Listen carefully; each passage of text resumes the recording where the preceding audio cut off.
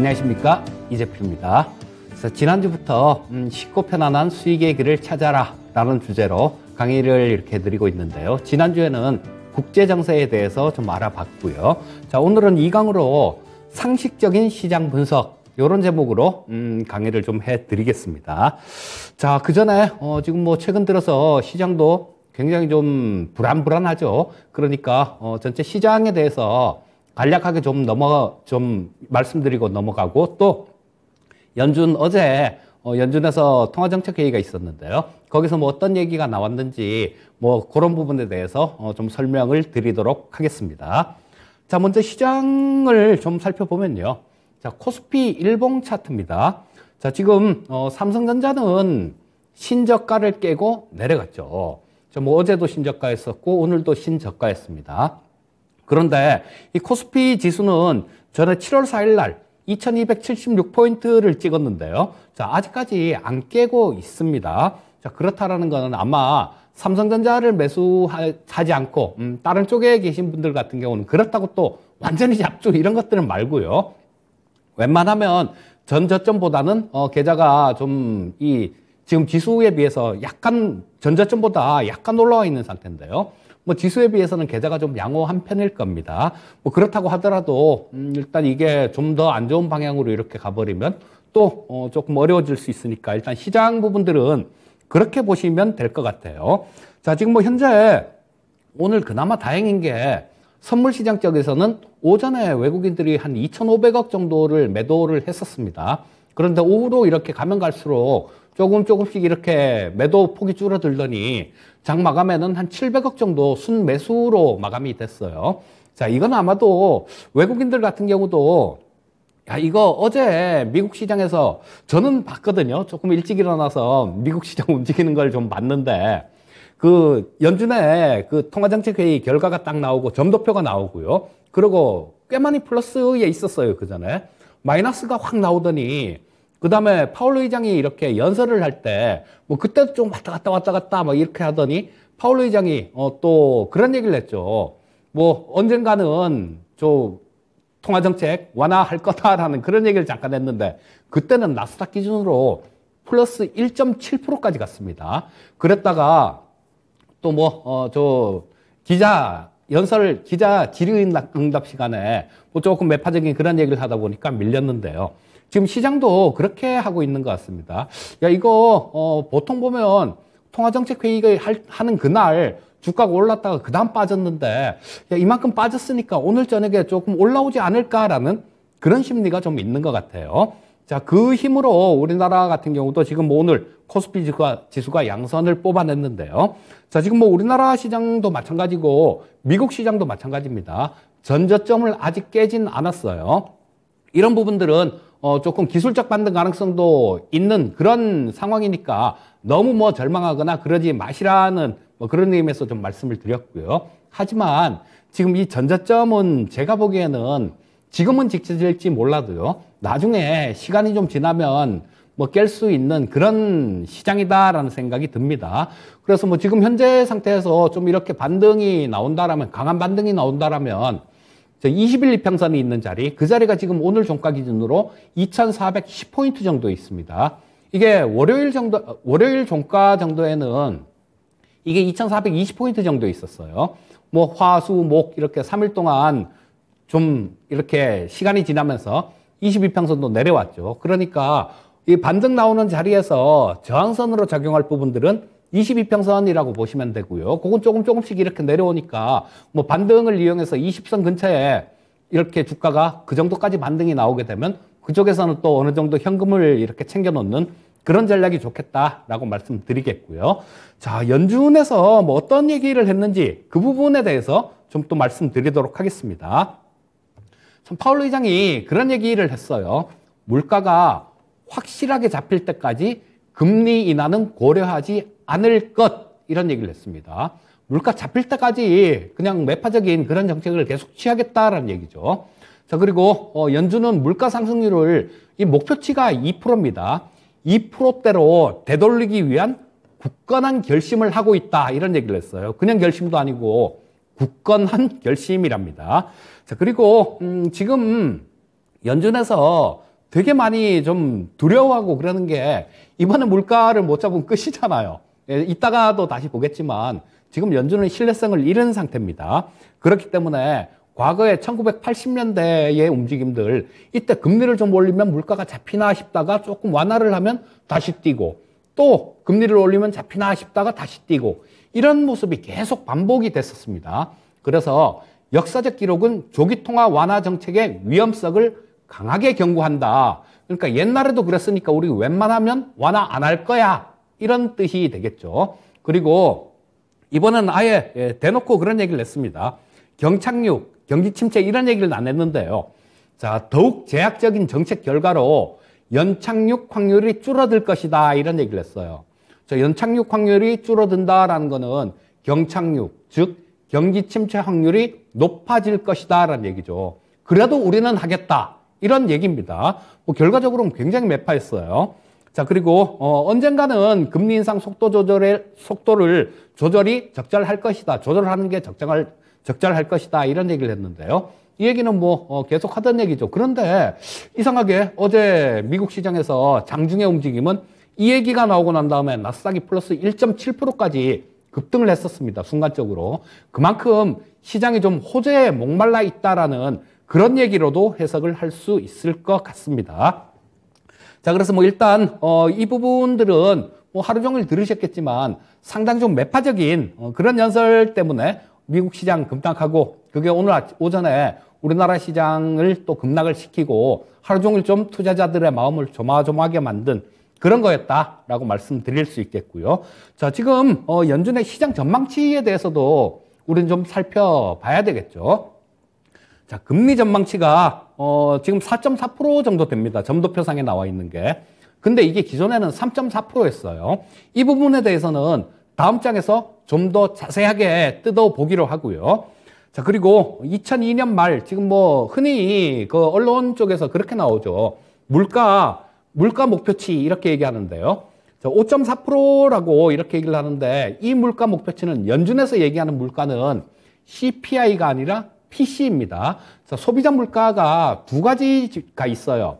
하나는 노동부에서 발표하는 CPI가 하나가 있고요. 그 얼마 전에 8.3 정도 나오면서 시장에 충격을 줬었죠.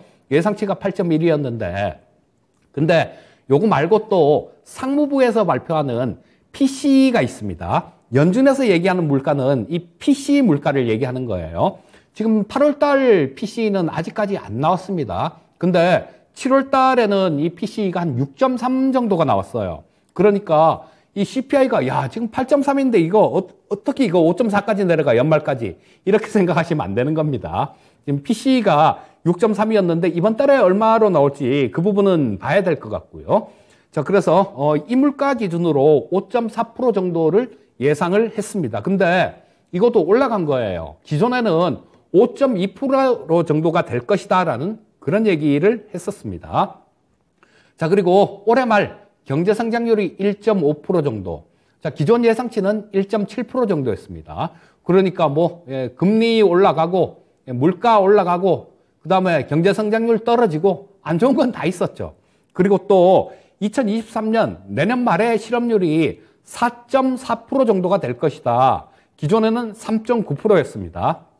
자, 이 전망치를 올린 거는 아마 연준이 그만큼 자기들이 긴축 강도를 강하게 이렇게 매파로 돌았었으니까 실업률은 당연히 늘어날 것이다라는 뭐 그런 맥락이었던 것 같아요. 그래서 이 전망치들 우리 그런 부분도 알 수 있습니다. 자, 이 파월 의장이 나오는 데이터들을 봐가면서 금리는 결정을 할 것이다, 이런 얘기를 했어요.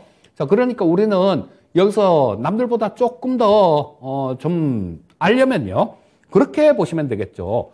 다음 달에, 지금 10월 달에는 통화정책회의가 없죠. 11월 초에 있고 12월에 있습니다. 근데 이번에 물가 PCE 나오는 거하고 다음번에, 그러니까 10월 달에도 9월 달 PCE가 나오지 않습니까? 자, 요게 점점 조금씩 이렇게 내려간다라면, 잘하면 11월 달에는 지금 0.75 정도를 예상하고 있죠. 야, 또 뭐 그렇게 올리더라도 말은 좀 이쁘게 할 수도 있겠다. 내지는 뭐 0.5올 수도 있겠는데, 이런 걸 좀 가늠해 볼 수 있겠죠. 자, 그래서 남들보다 조금 앞서가는 투자자다라면 요 정도는 챙겨 보셔야 됩니다. 지금 시장에서 가장 화두가 되는 게 PC니까 5.4%, 그러니까 뭐 이번 달에 발표되는 거하고 다음 달에 발표하는 게 6.3%에서 떨어지고 5%대 뭐 5.7%, 8% 이렇게 나오면 연준이 좀 제대로 조금 좀 더 매파적이진 않겠구나, 이렇게 보실 수 있는 겁니다. 자, 그 부분 때문에 어제 전망치들이 이렇게 나온 부분들을 오늘 좀 말씀을 드렸고요. 자, 이게 연준의 점도표입니다. 자, 이 점도표가 뭐냐 하면요, 연준 위원들한테 자, 올해 말에 금리 어떻게 될 것 같아요? 점 찍으세요. 이렇게 한 겁니다. 그러니까 이 연준 위원들이 다 이렇게 하나씩 자기가 나 금리 이 정도 될 것 같아 라고 점을 찍어 놓은 거, 그걸 요렇게 점 찍어 놓은 거를 요렇게 나타낸 거예요. 자, 근데 좌측에 있는 게 6월 달에 통화정책회의에 있을 때 점도표입니다. 이것도 정책회의 할 때마다 나오는 게 아니라요. 지금 나오는 달이 따로 있습니다. 지금 6월 달에 나왔고, 지금 또, 어제 9월 달에 나왔는데요. 자, 보시면 이쪽 좌측에 있는 게 6월 달 정책회의예요. 자, 이때, 요 중간 값이 3.4% 정도가 됐습니다. 그런데 지금 어제 통화정책회의를 하고 난 다음에 점 찍으세요. 그러니까 이게 무지막지하게 엄청나게 올라갔죠. 4.4% 정도로 올라갔습니다. 자, 이 4.4%라는 게 의미하는 바는 뭐냐면 지금 미국의 정책금리가 3%에서 3.25%죠. 그러니까 상단으로 보시면 되니까 3.25로 보시면 됩니다. 그런데 지금 4.4% 정도면요, 한 1.25 정도가 차이가 생기죠. 다음 달에는 11월 달에는 다음번 회의에는 0.75를 할 거다라는 얘기로 해석이 되는 거죠. 연준 위원들이 올해 말에 한 4.4% 될 거야 그랬으니까요. 그리고 12월 달 정책회의에서도 50bp를 인상을 할 것이다라는 겁니다. 그래야 여기서 3.25에서 1.25를 더하면 4.5 정도가 되니까 이 점도표하고 비슷하게 맞아 들어가는 거죠. 그런데 말씀드렸듯이 이 점도표 보시면 여러분들 많이 바뀌죠. 자, 석 달 만에 이렇게 바뀌었습니다. 이 점도표도 연준 위원들이 경제 사정을 보고 많이 자주 바뀌어요. 그러니까 가장 먼저 이렇게 캐치할 수 있는 부분은 아까 말씀드렸던 PC를 잘 보는 겁니다. 그리고 내년 말 전망치도 마찬가지 많이 올랐어요. 당초 6월 달에 내년 말 전망하기는 3.8% 정도로 예상을 했었습니다. 내년 말이면 금리가 한 3.8% 정도 될 거야, 그 정도 했었는데 지금 4.6% 정도로 올라왔습니다. 이 얘기는 만약에 다음번에 0.75를 하고 그 다음에 0.5를 하게 되면 그 다음에 뭐 한 번 정도 0.25 한 번 정도 그 정도는 더 남아 있다라는 그런 얘기죠. 자, 그래서 이 부분은 이 점도표는 그때그때 바뀌어요. 그때그때 바뀌고 또 저기 보면 야, 이번에 2025년도에도 한 5% 가까이 5% 정도 이 정도 있을 거다라고 점을 찍은 분도 계신데요. 이분은 어떤 분인지 모르겠습니다. 자, 대략 보면 2023년도에 금리는 고점을 찍고 2024년도에 조금 내려가고 2025년도에 좀 더 내려가고, 자, 이 정도 수준으로 지금 보시면 될 거고요. 자, 요 점도표 같은 경우는 절대적인 지표는 아닙니다. 아까 말씀드렸듯이 연준 위원들의 생각을 읽을 수 있는 그런 지표다라고 보시면 됩니다. 그런데 올해 12월 달 같은 경우는 워낙 가까이 있으니까 좀 비슷하게 그렇게 가는 모습이겠죠.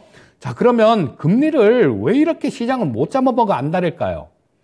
그거 다 아까도 좀 보셨듯이 물가 때문입니다. 자, 근데 제가 극단적인 그런 경우를 한 가지를 갖고 왔어요. 얼마나 무섭다라는 거, 그 부분을 조금 말씀드리기 위해서. 자, 이거 지금은 이렇게는 안 되겠죠. 안 됩니다. 근데 이 환율이에요. 독일 마르크하고 달러하고 그 교환 가치를 과거의 사례들, 이런 부분들을 제가 좀 캡처를 했는데요. 자, 이거 1차 세계대전 끝나고 난 다음에 독일이 패전국이었죠. 전쟁을 하면서 돈을 무지막지하게 막 찍었지 않습니까? 그리고 전쟁 끝나고 난 다음에 야, 전쟁 배상금 내놔. 여기서 뜯어가고 저기서 뜯어가고, 그러다 보니까 독일 정부가 좀 의도한 바도 이거는 있었던 것 같아요, 그때. 물론 100년 전의 일이지만요. 자, 근데 그 교환 비율, 환율을 한번 보면 1919년 4월 달에 1달러하고 1달러에 12마르크였습니다. 12마르크를 주면 1달러를 바꿀 수 있었어요.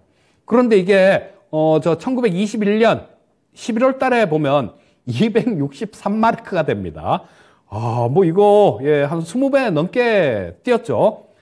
자, 그리고 정말로 갈수록 충격적인 그런 숫자들이 나오는데요. 자, 뭐 263마르크 이것만 해도 뭐 엄청나게 무서운데, 그 다음에 1922년도 12월 달에 가면요, 이게 7,000마르크까지 올라갑니다. 또 이때 2021년도 말보다 한 30배 정도? 그 정도 또 떴네요. 1년 만에. 그런데 여기서 끝이 아닙니다.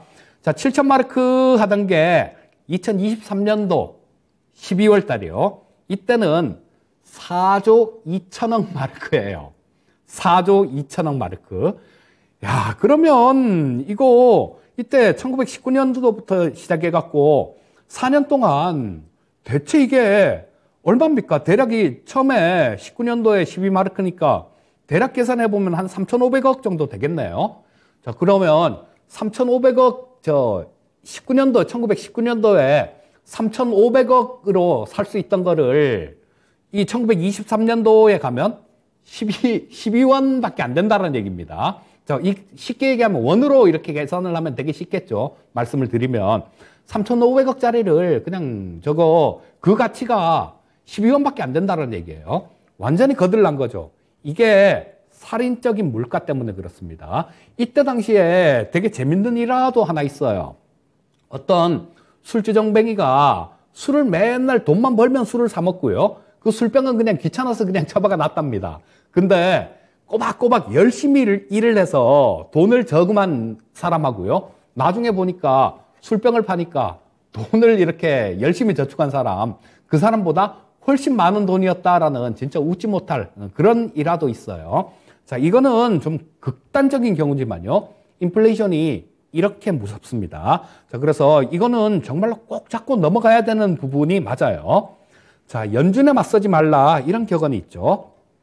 자, 여러분들, 물가가 좀 안정된 시기에는 연준은 경기를 부양할 수 있어요. 우리 코로나 팬데믹 때문에 힘들었을 때, 그럴 때 연준이 돈을 엄청나게 풀었죠. 4조 7천억 달러를 풀었습니다. 근데 여기서 돈을 그렇게 풀 수 있었던 이유가 물가가 안정돼 있기 때문에 돈을 그렇게 풀 수 있었던 겁니다.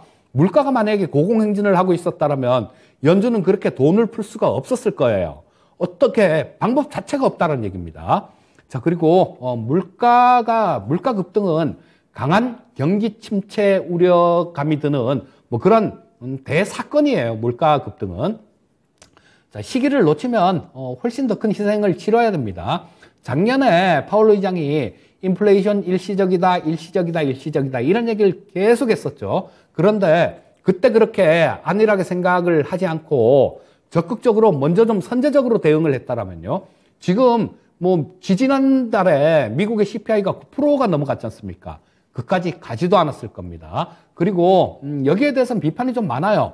파월 의장이 연임을 앞두고 있으니까 그래서 시장을 좀 힘들게 하면 연임이 힘드니까 뭐 일부러 그런 거 아니냐, 뭐 이런 비판들도 좀 있기 때문에요. 지금 현재 연준의 최우선 정책은 물가가 될 수밖에 없습니다. 여기서 물가 못 잡으면요, 뭐 연준은 거의 굉장히 난감한 그런 상황에 처하게 될 겁니다. 자, 시장이 우리 이 제목이 상식으로 분석하는 시장 분석이지 않습니까? 상식으로 보는 시장 분석. 자, 그런데 뭐 그 부분도 앞에서 말씀드린 부분들하고 좀 계속 다 일맥상통하는 그런 내용이에요. 자, 세상도 시장도 다 사람이 만들어 가는 겁니다. 우리 사람이 만들어 가는 거기 때문에 시장에 움직이는 것도 결국은 인간의 사는 거, 우리 사는 삶과 뭐 거의 닮은 꼴이다라고 보셔야 돼요. 자, 뭐 좋다고 우리 인생이 매일 좋은 건 아니지 않습니까? 좋다가도 힘들 때도 있고, 뭐 가다가 넘어질 때도 있고, 그러다 보면 굉장히 크게 경제적으로 곤란해지는 경우도 있고, 또 그러다 보면 또 버티다 보면 다시 일어나는 경우도 있고, 뭐 음지가 양지되고 양지가 음지되고 그런 겁니다. 시장도 마찬가지예요. 계속 좋다고 끝까지 좋을 수도 없고요. 계속 안 좋다고 끝까지 안 좋을 수도 없습니다. 자, 그래 돌고 도는 게 시장이니까 지금 뭐 시장이 너무 힘들다고 극단적인 뭐 그런 비관을 하실 필요는 없습니다. 자, 그리고 또 적어도 물가도 마찬가지죠. 자, 우리가 좀 풍요로운 상황, 이런 상황에서는 애들이 아버지 휴대폰 좀 바꿔줘요. 그러면 내가 좀 주식에서 돈도 많이 벌었고 사업하는데 수입도 괜찮아요. 장사하는데 장사도 잘 돼갖고 돈도 요즘 많이 벌어요. 그러면 알았어. 대신 너 공부 열심히 해야 돼. 말썽 부리지 말아야 돼. 그러면서 흔쾌하게 사주게 되죠. 근데 뭐 굉장히 수입도 계속 줄어들고 뭐 먹고 살기 빠듯한데 아들이 휴대폰 바꿔줘요. 그러면 야 임마 공부나 해 임마. 이렇게 되는 거죠. 그래서 풍요로운 상황에서는 소비가 증가가 됩니다. 자, 그리고 소비 증가는 가격 상승, 그러니까 물가 상승으로 이렇게 이어지게 되는 거죠. 전체적인 시장도 마찬가지입니다. 자, 시장에서 돈이 많고 유동성이 많으면 그거는 소비로 이어지게 되고, 즉 그건 또 바로 인플레이션으로 이어지게 되는 겁니다. 자, 그리고 단기적인 재료는 단기적인 시장의 움직임, 이런 거는 어떤 특별한 재료 같은 것들, 이런 것들이 만들어가요. 자, 우리도 사람도 마찬가지잖아요. 일반적으로 뭐 어떻게 일시적으로 소득이 늘면 뭐 외식이라도 한번 하고 술이라도 한잔하고 그렇게 하지 않습니까? 그런데 그게 일시적인 돈은 내 돈이 아니죠. 그렇기 때문에 일시적인 재료에 의해서 움직이는 시장, 이런 것들은 뭐 짧은 단기적인 움직임이다 이렇게 보셔야 되고요. 큰 추세는 유동성이 만들어 가는 겁니다. 그리고 그 유동성은 연준이 좌지우지하는 겁니다. 그렇기 때문에 연준이 시장을 좌우한다라는 거, 시장을 이렇게 움직임을 시장의 방향을 결정한다라는 거, 이런 부분은 상식이 되는 거죠. 자, 근데 이 연준의 책무가 두 가지 정도가 있어요. 첫 번째는 물가 안정이죠. 물가 안정. 그리고 두 번째는 최대 고용입니다. 자, 그런데 지금까지는 두 번째 이 최대 고용 뭐 이런 부분들은 좀 거기만 신경 쓸 수 있었죠. 고용이 잘 되려면, 경기가 좋으면 고용은 자동으로 잘 되는 거니까 경기라고 보셔도 무방할 겁니다. 자, 근데 이 물가가 굉장히 좀 안정이 돼 있는 그런 시대였기 때문에 이쪽에만 오직 한 군데만 신경을 쓰면 됐던 거예요. 자, 연준의 두 가지 책무 중에 하나는 잘 잡혀 있었기 때문에 다른 하나는 별로 신경을 쓸 필요가 없는 그런 평안한 그런 좋은 시대였습니다. 그런데 지금 이게 좀 흔들리기 시작했죠. 자, 보시게 되면 이 고용하고 이 물가하고 이 두 가지를 잡는 게, 동시에 잡는 게 얼마나 힘드냐면요. 자, 여기 지난주에도 잠깐 보여드렸던 그 차트입니다. 근데 뭐 이 연도가 잘 안 보여서 제가 연도를 이렇게 좀 새로 적어갖고 PPT를 만들었는데요. 자, 보시면 가장 위에가 80년대 미국 CPI예요. 그리고 이때는 80년, 두 번째는 80년대 미국 금리, 세 번째는 80년대 미국 실업률입니다. 자, 이렇게 물가가 막 치솟아 오르니까 금리를 연준이 막 올리죠. 막 올리는데도 물가가 웬만해서 안 잡혀요. 잡히려다가 또 좀 떨어지나 싶다가 조금 풀면 또 올라가고 그런 모습이 계속 나옵니다. 자, 그러다가 물가를 이렇게 금리를 20% 가까이 올렸어요, 이때. 자, 이렇게 금리를 급등시키고 난 다음에 아주 그냥 이때는 폴 볼커가 하루에 금리를 4%를 올린 적도 있습니다. 지금 우리 세 번 연속 0.75 올렸다고 와 엄청나게 올렸다 이러죠. 이때는 하루에 4%를 올렸어요. 단 한 번에. 그랬던 적도 있으니까 그런 극약 처방을 하면서 물가가 겨우 잡힙니다. 이 물가가 웬만해서는 안 잡혀요. 지금 연준은 그걸 두려워하는 겁니다. 자, 그런데 이 물가가 뭐 이렇게 올라가고 그 다음에 이 물가가 좀 이렇게 떨어지면서 보시게 되면 이 실업률이 계속 올라가게 되죠. 즉 물가가 떨어진다라는 거, 이 정책 당국에서 연준에서 물가를 떨어뜨린다라는 거, 이런 부분들은 경기를 그렇게 희생을 시킨다라는 겁니다. 그래서 이런 부분들은 1980년대뿐만 아니라요, 지금 우리 앞에 닥쳐올 그런 상황들이다라고 그렇게 보셔야 돼요, 이거는. 그래서 이 부분들을 좀 물가를 먼저 잡아놓으면 경기는 나중에 이렇게 부양을 해도 되는데요. 물가가 안 잡히면 그 상황에서 경기 침체가 돼버리면 그 굉장히 좀 우리 말로만 들어도 무서운 스태그플레이션 상황에 처하게 되는 거죠. 자, 보시면 이런 내용이에요. 자, 경기와 물가는 원칙적으로 공존하기가 어려운 지표입니다. 이런 부분들은. 자, 그리고 물가 상승은 경기 둔화나 혹은 좀 더 세게 이렇게 하면요, 경기 침체로 연결이 되게 되는 거죠. 자, 그래서 우리는 자, 상황에 따라서 한 가지를 위해서 다른 한 가지는 희생을 할 수밖에 없었습니다. 그런데 지난 30년간은 굉장히 평온했어요. 물가가 안 올랐습니다. 이런 굉장히 좀 이례적인 그런 경제 상황이었는데요. 그건 왜 그런지는 좀 이따가 좀 보기로 하고요. 자, 연준은 지금 이렇습니다. 지금 연준의 상황이 좌측에 우측에 그림이 두 가지가 있죠. 둘 다 파월 의장인데, 자, 여기 첫 번째 좌측에 있는 게 저 미국 중앙은행은 2023년까지 기준금리를 올리지 않을 것을 다시 한번 확인했다. 2023년까지요. 이게 언제 한 얘기냐면요, 작년 5월 달에 한 얘기입니다. 작년 5월 달에 우리 뭐 내년뿐만 아니라 2023년도까지 금리 안 올릴 거야, 이런 얘기를 했었어요. 그리고 경제 성장률 전망치를 종전에 4.2%에서 6.5%로 대폭 상향했습니다. 근데 작년에 미국 경제 성장률이 5.7% 정도 되죠. 자, 결국은 맞은 게 없어요. 자, 그러고 또 여기서 이러면서 시장에 대해서 시장이 뭐 시장 편에 서서 이런 얘기를 했죠. 그런데 뭐 작년 5월 달까지만 하더라도 물가가 들썩들썩하긴 했었습니다. 그런데 그렇게 심각하게 보질 않았었던 것 같아요. 자, 그런데 1년 약간 넘게 지나서 오른쪽에 있는 게 8월 달에 잭슨홀 미팅에서 고통이 있어도 금리 인상을 계속하겠다라는 얘기를 했습니다.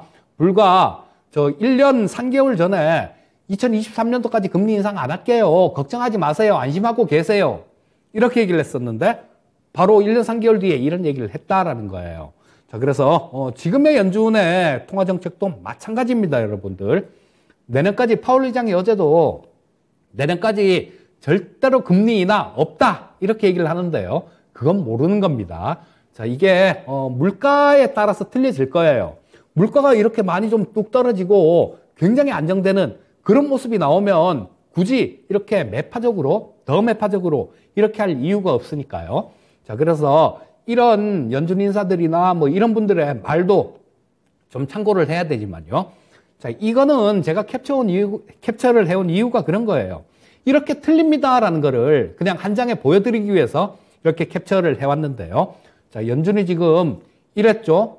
작년 5월 달에 이런 얘기를 했죠. 그 다음에 물가 걱정 없습니다, 일시적입니다, 이런 얘기로 계속 그 금리 통화정책 대응을 늦게 하는 바람에 지금 고물가 상황이 됐죠. 그래서 지금은 또 한 번 신뢰를 잃어가는 게 그런 거지 않습니까? 얼마 전까지만 하더라도 금리를 인상을 하더라도 경기 침체는 없어요, 이런 얘기를 한 두세 달 전까지만 해도 그런 얘기를 했지 않습니까? 그런데 아까 보셨죠? 뭐 연착륙 확률이 낮아지는 건 사실이에요, 이런 얘기를 합니다. 자, 경기 침체가 될 수도 있어요, 이런 얘기를 하는 거예요. 자, 그래서 이런 부분들을 액면 그대로 받아들이지 마시고요. 주변 정황들, 이런 것들을 좀 유심히 살펴보시면 됩니다. 그리고 어떤 턴을 하는 그런 시기가 있을 거예요.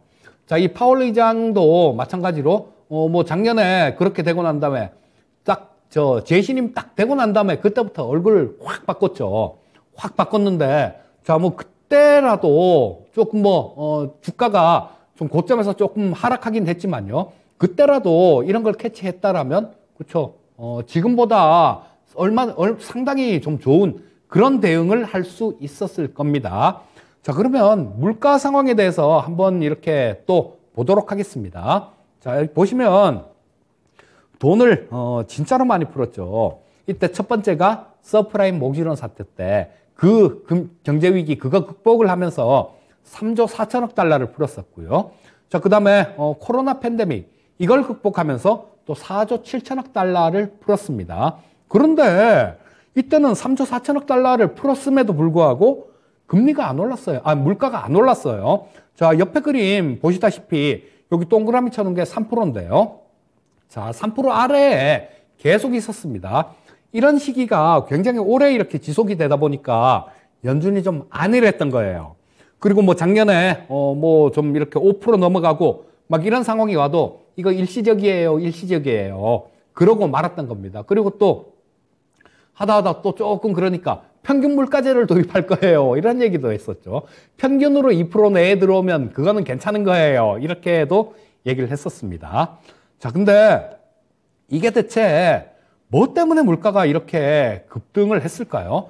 물론 돈을 너무 비정상적으로 너무 많이 풀었던 것도 있습니다. 그런데 차이가 나도 너무 나잖아요. 2008년도 서프라임 모기론 때 그때는 3조 4천억 달러를 풀었는데도 물가가 하나도 안 움직였습니다. 그런데 이번에 아무리 좀 많이 풀었다고 하더라도 CPI가 9%까지 간다라는 거, 이거는 돈을 풀었다라는 거, 이것만으로 이해하기는 약간은 좀 부족합니다. 물론 가장 큰 직접적인 원인은 이거예요. 돈을 너무 많이 풀어서 그런 건 맞습니다. 그런데 그거 못지않게 중요한 이유가 또 하나 있죠. 자, 보시게 되면 자, GVC, 글로벌 밸류 체인을 GVC라고 얘기를 하는데요. 이걸로 인한 저물가 시대였어요. 자, 생산에서 유통, 배송까지 이 소비자에게 전달되는 과정에서 단계별로 추가되는 가치의 연결고리다. 이렇게 좀 복잡하죠? 좀 복잡한데 이 부분은 알기 쉽게 조금 이따 설명드리겠습니다. 이것 때문에 수출 기업은 뭐 수익 극대화를 위해서 각 단계별로 최적화된 가치를 추가를 하면서 수익을 그만큼 늘려왔습니다. 그리고 또 물건을 싸게 공급을 할 수 있었고요. 자, 우리 그 라코스테 티셔츠를 하나 요거를 예로 한번 들어보면요. 셔츠의 원단은 서아프리카산 면화를 씁니다. 거기가 가장 싸고 품질도 괜찮으니까요. 서아프리카산 면화를 써서 플라스틱 단추의 원료는 아랍산 원유, 중동산 원유, 그걸 원료로 해갖고 단추를 만들어요. 단추 제조는 중국에서 만듭니다. 단추는. 그리고 셔츠의 디자인은 미국산 컴퓨터 소프트웨어로 이탈리아 디자이너가 디자인을 하는 거예요. 자, 그리고 이 셔츠를 만드는 거는 뭐 인도네시아나 저 동남아 공장 이런 데서 생산을 하는 거죠. 자, 그리고 파는 거는 우리나라가 수입해서 판매를 하는 겁니다. 자, 이거 각 단계별로 가장 이상적인 조합이 가능했었던 거죠. 그렇기 때문에 물건을 가장 싸게 이렇게 생산을 하면서도 이윤도 내면서 물건을 가장 싸게 생산을 할 수 있었던 겁니다. 그런데 지금 이게 깨져버리고 있죠. 균열이 가고 있습니다. 그리고 우리나라 같은 경우는 어떻게 보면요, 이렇게 굉장히 고속 성장을 할 수 있었던 거, 이런 것도 다 이 GVC에서 엄청나게 좀 도움을 많이 받았다라고 보셔야 됩니다. 우리나라 뭐 자원도 없잖아요. 자원도 하나도 없고, 뭐 우리나라에서 나는 게 생산할 수 있는 게 원자재가 거의 없지 않습니까? 강원도 태백에 석탄 탄광들 많았었는데 그것도 다 문 닫아버렸죠. 지금 뭐 1개 남았다 그러더라고요. 자, 그리고 이런 부분들 때문에 우리나라가 좀 되게 여기서 혜택을 많이 봤어요. 그러면 이런 부분들이 균열이 간다라면 우리나라는 굉장히 좀 어려운 그런 상황에 처할 수 있게 되죠.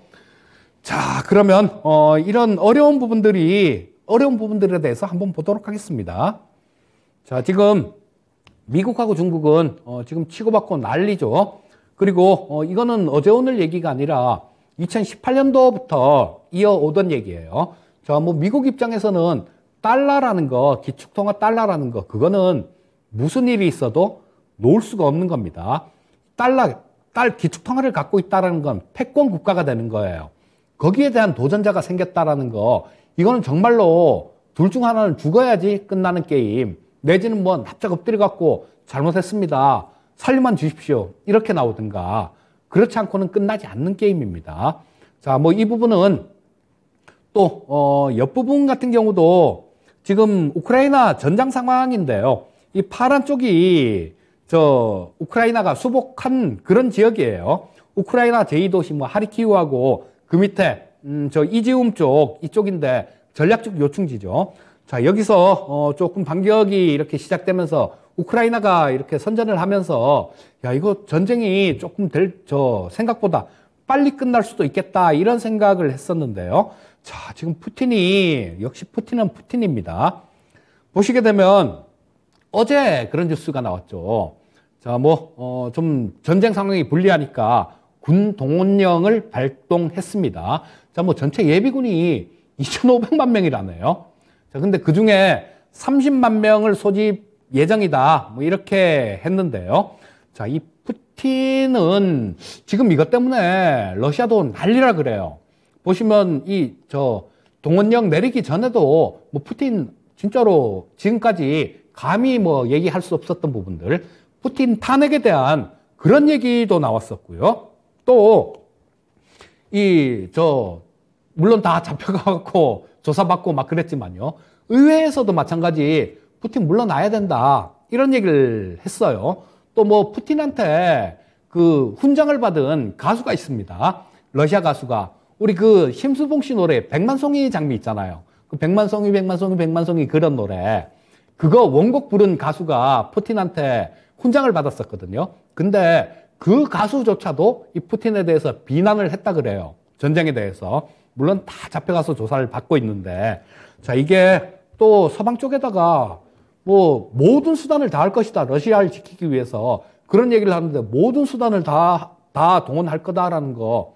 이거 핵을 쓸 수도 있다. 이 얘기 아니겠습니까? 그래서 지금 이 우크라이나 쪽, 이쪽도 지금 내일이죠. 내일이네요. 그쪽에, 동부 쪽에 러시아가 이 점령한 지역, 그쪽에서 주민투표를 한다 그래요.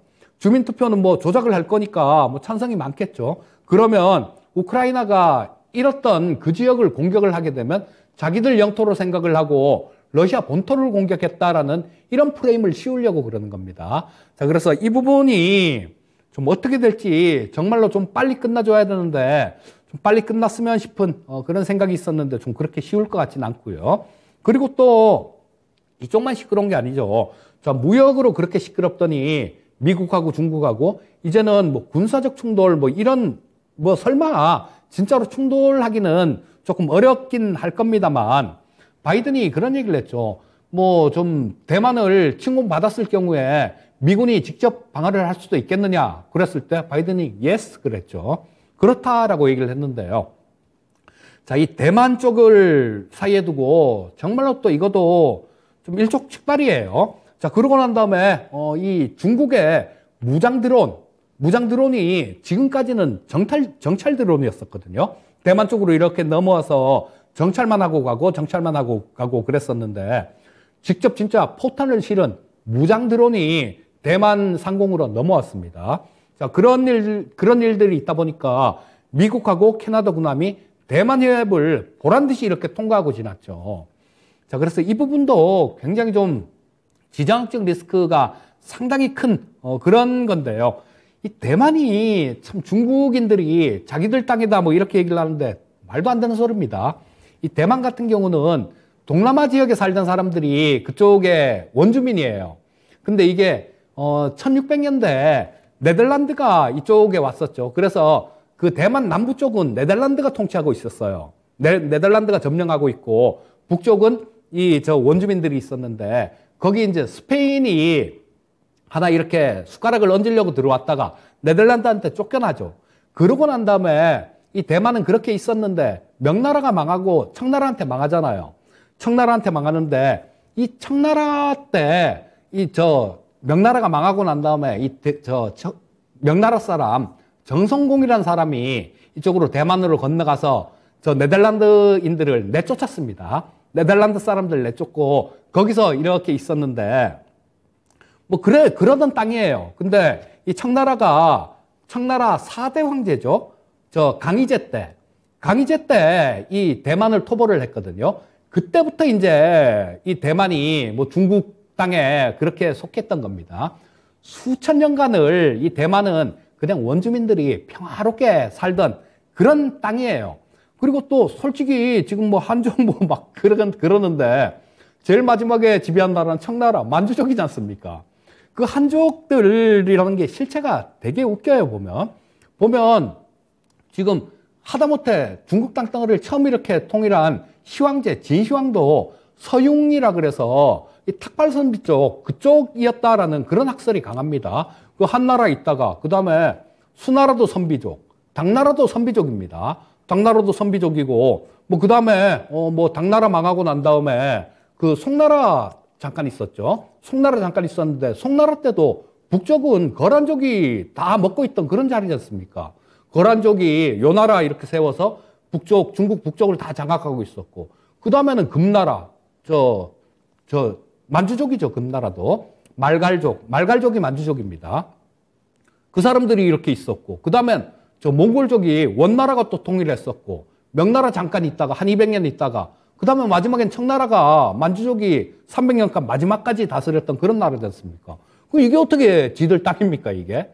말도 안 되는 소리인데, 뭐 하여튼 그렇게 하고 있어요. 이 대만 같은 경우도 마찬가지입니다. 보면, 근데 이 말도 안 되는 게 지금 러시아도 지금 말도 안 되는 뭐 그런 것들을 하고 있고 이런 것들 때문에 갈등이 생겨요. 자, 얘기가 잠깐 좀 다른 쪽으로 이렇게 많이 좀 빗나갔는데요. 그런 거죠. 이게, 이렇게 쉽게 잠잠하게 평화롭게 이렇게 끝날 수 있는 그런 사안은 아닌 것 같습니다. 자, 러시아 쪽 같은 경우도 이 푸틴이 정말 뭐 끝까지 한번 이렇게 가 보려는 것 같아요. 가장 쉽게 해결이 되려면 러시아 내부에서 뭐 어떤 그런 변화가 있기를 바라야 되는데 뭐 그런 좀 그런 것도 뭐 전혀 가능성을 배제할 수는 없는데요.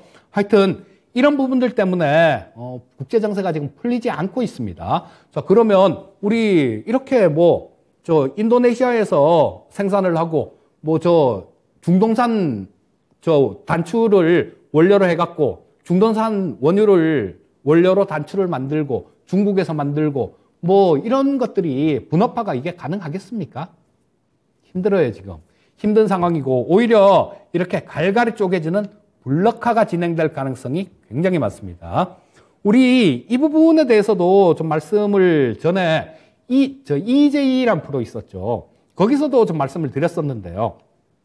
자, IPF라는 거, 이거 인도태평양 경제 프라임 워크죠. 자, 이거는 어떤 조약으로 구속하지 않는 반중 경제 협의체입니다. 자, 그래서 이 목적은 그런 거죠.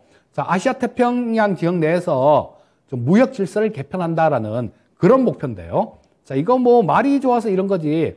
중국 배제하자. 이런 겁니다. 자, 여기 우측의 그림은 그런 부분들이죠. 자, 인도태평양 IPF에 참여한 나라. 그리고 중국 중심의 다자무역협정이 RCEP이라는 게 있습니다. 자, 여기 보시면, 여기, 요렇게, 자, 요게, 우측에 요게 지금 저 IPF에 참여하는 그런 나라예요. 근데 여기 요만큼, 요렇게가 또 RCEP에 참여하는 나라입니다. 자, 그래서 지금 뭐 이건 중국이 좀 먼저 이렇게 만들어 갖고 있었는데요.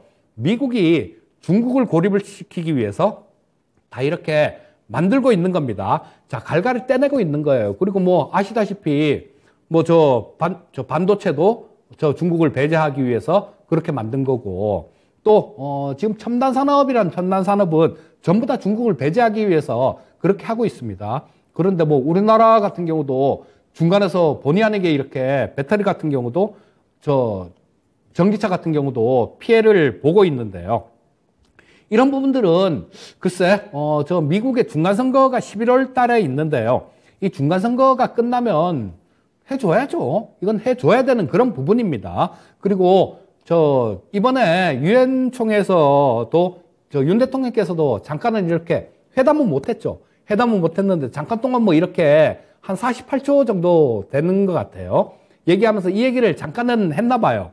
뭐 그래서 뭐 거기에 대해서 뭐 충분히 좀 공감하고 잘 협의해 나가자 뭐 이런 얘기는 들었다는데 일단 이런 것들도 일단 가장 기본이 되는 지금 미국의 정책은 중국을 배제시키는 겁니다. 중국이 없는 이거 역모를 한 거잖아요. 옛날 같으면 뭐 구족을 멸하는 그런 역모를 한 거니까 용서가 안 될 겁니다.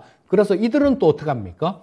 이 사람들끼리 또 뭉쳐야죠. 이쪽 나라끼리. 중국, 러시아 뭐 이런 나라들. 근데 이 참 지들끼리도 뒤통수를 되게 치는 것 같아요. 러시아 쪽에서 중국에 가스를 싸게 이렇게 공급했지 않습니까?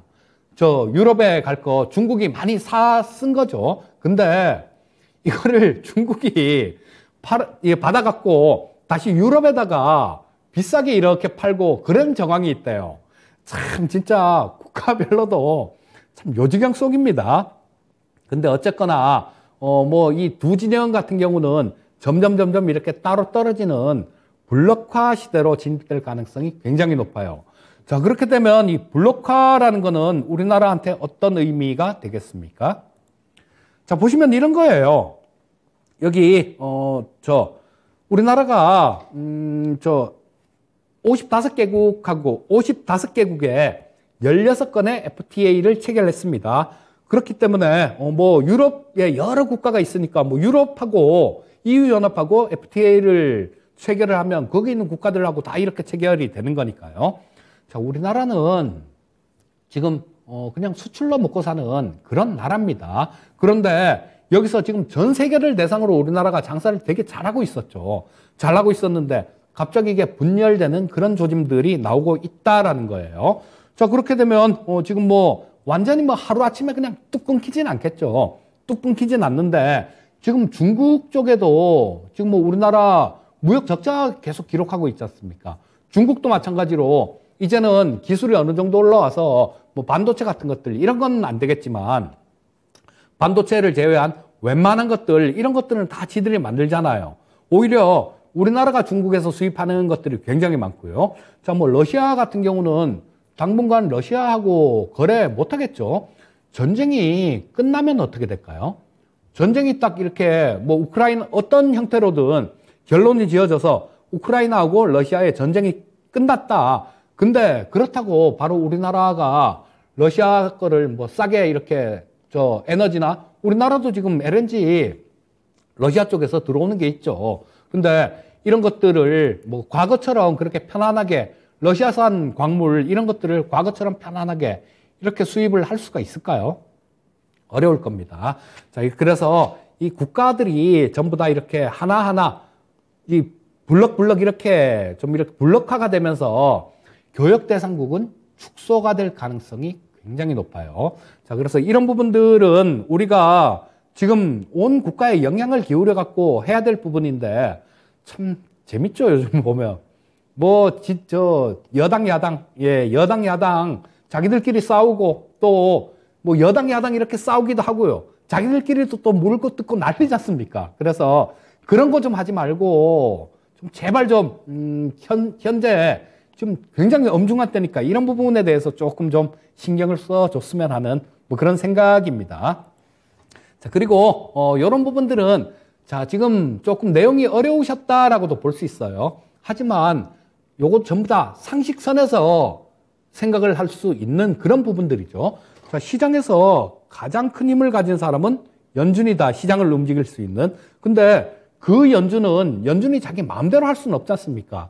자, 뭐 정부 정책도 반영을 해야 될 거고 경기 상황도 반영을 해야 될 거고 자, 그런 것들을 전부 다 종합적으로 반영을 해서 나오는 게 연준의 행동이에요. 그렇다면 우리는 연준이 가장 큰 힘을 가진 사람들이라는 그런 상식을 우리는 알 수가 있는 거죠. 그러면 연준이 가는 방향, 그 방향이 시장의 방향이다. 이렇게 보고 대응을 하면 되겠죠. 그냥 이거 상식선에서 그냥 가만히 생각해 봐도 되는 겁니다. 뭐 CPI가 뭐 5.8%예요? 8.3%예요? 이런 것들 뭐 알면 좋겠죠. 알면 좋은데 뭐 직장 생활을 하시는 분들이나 이런 분들 같은 경우는 뭐 그런 것들 다 따져보기가 힘들지 않습니까? 그러니까 연준만 보세요, 연준만. 연준만 보셔도 시장의 방향은 충분히 큰 흐름은 읽을 수 있고요. 그것도 못하겠다. 그러신 분들 같은 경우는 그냥 차트라도 좀 보시면 됩니다. 자, 우리 개별 종목 차트들은 굉장히 좀 열심히 보고 그렇게 하죠. 그런데 지수 차트들은 잘 안 보세요. 지수 차트는 잘 안 보시는데 지수 차트를 보고 먼저 시장에 대한 판단을 하고 그러고 난 다음에 전체적으로 뭐 저런 것들 종목도 보고 그렇게 하셔야 됩니다. 자, 이 지수 차트를 놓고 그것만 보시면 돼요, 또.